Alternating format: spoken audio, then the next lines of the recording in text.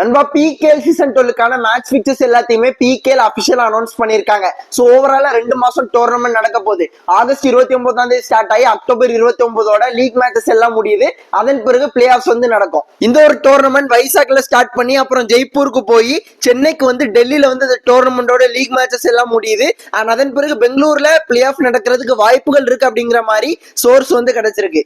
And ஓவராலா 2 மாசத்துக்குள்ள tournament டோட்டலா முடிக்க போறாங்க.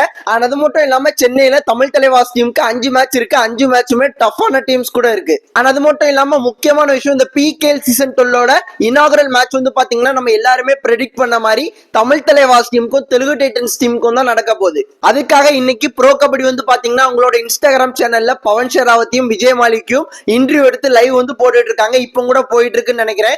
மேக்சிமம் இந்த வீடியோ போடும்போது எல்லாமே முடிஞ்சிருக்கும்னு நினைக்கிறேன். இந்த பிகேஎல் சீசன் 12க்கான ஃபுல் ஷெட்யூலுக்கான போட்டோஸ் பாத்தீங்கன்னா இன்ஸ்டாகிராம்ல பிராட்காஸ்ட் சேனல் அப்டேட் பண்ணிருக்கேன். மறக்காம செக் பண்ணி பாருங்க.